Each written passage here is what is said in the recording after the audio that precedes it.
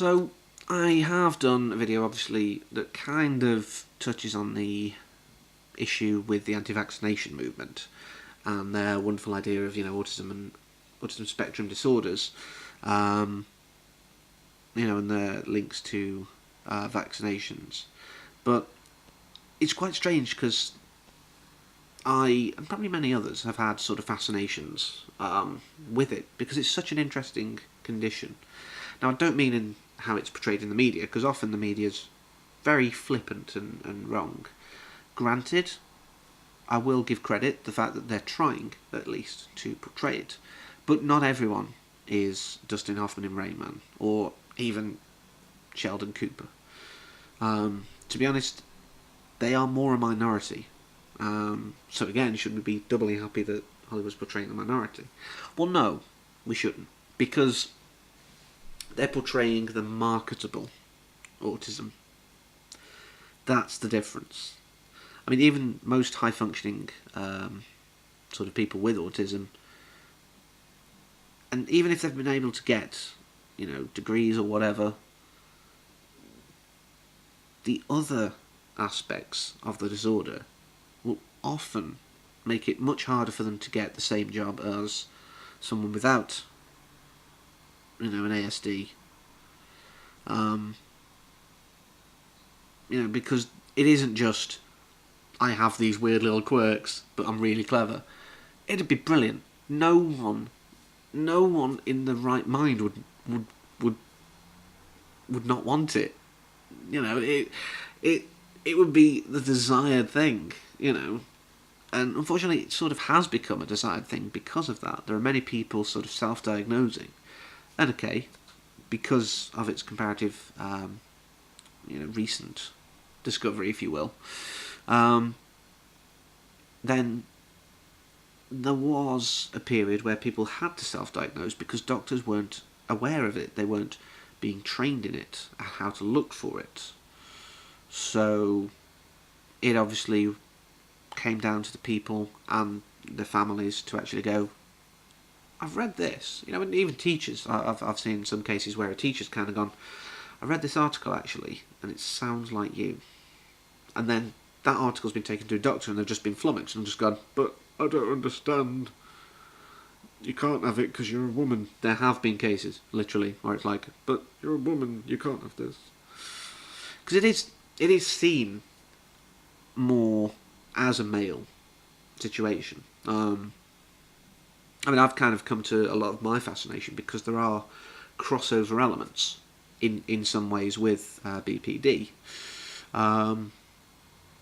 There are a lot of elements that do seem to flow in to both of the conditions, and you will often get, there'll be males who are diagnosed ASD who have BPD, and then there are females who will have BPD who are diagnosed, who have ASD who are diagnosed BPD, and you get it.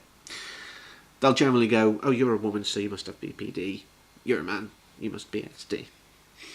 That's it. And it's often very hard to get that changed.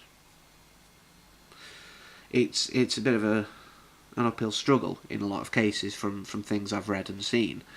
But as I say, it's always been a fascinating thing to me because of how sort of well adapted they are in certain situations, and yet in others it's completely lost on them. The fact that a high amount, don't grasp the nuances of sarcasm. There are some who do, but for the most part it is this unknowable. They see things in that very literal and very logical way, for the most part. It is kind of like seeing the world through a totally different set of eyes, which, again, sort of can correlate with BPD because of the fact of the sometimes distorted view of reality and of oneself, and and things like that, that it does often kind of tie in quite well. So it is, it is quite an interesting crossover there. I did actually read something a while back about the idea that maybe it's got elements of our pre-civilized mindset, if you will, because you wouldn't want, someone hunting. I'm even talking like pre-agrarian, situation where if you're going out and hunting, you don't want to be thinking on like the emotional and metaphysical kind of things. You want to just be kind of right. I need to kill that animal. I'm going to do it. And not having all of that emotional detritus in the way can really help. Now, this isn't to say that the common idea that they don't have emotions. A lot of actual people with it, and my theory for a long time, to be honest, was that, again, parallel with BPD, is there might be an overwhelming amount of emotions. And it's kind of more in tune with the idea of tuning it out, learning to just drop it, robot mode, almost, to actually not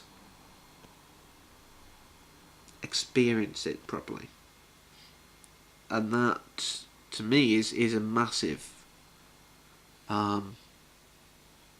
massive kind of idea that just makes a lot of sense. In my younger days when I was growing up, I went through a period where I did exactly the same, and the only things that came out were kind of polar opposites. It was extremely happy or really, really angry.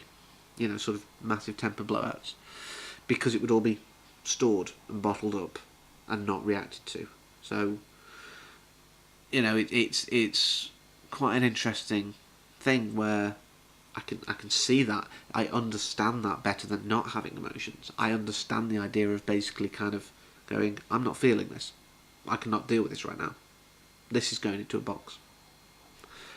But unfortunately, if you don't open that box every now and again, it's going to fill up and it's going to overflow, and that's where the bad things happen. But it just makes so much sense to me, and the more we kind of look into it, the greater understanding we have that these are just people who, they're not broken, they're not defective, they just don't see the world in the same way as a neurotypical person would, and sort of having the BPD diagnosis, and knowing that there are some parallels, I totally agree with that idea that, we, like them, I guess, sometimes have a very sideways view on the world, if you will. Our experiences will sometimes lead us down a different path, not to perhaps the same logical, almost detachment, but still there are certain ways that we'll all see the world a little differently, really. But I'm talking sort of in broad strokes, because obviously everyone's got their own experiences, and that will imprint on their lives. But I just find it fascinating. I find a lot of neurological disorders, learning difficulties, mental health issues. I find them fascinating. I think they've always intrigued me, to be honest. But the more that we understand, the more we can just help them live the lives that they want. Anyone with anything on that spectrum. And I think it pays to be fascinated and to understand. Because whilst people with learning difficulties, mental health issues, etc., should obviously take some responsibility as much as they can, and do what they can to improve their imprint on the world, so should society learn how to understand and adapt and integrate people who don't think the same. So it's something to be mindful of and aware of. And all that's left really to say is, until next time, take care.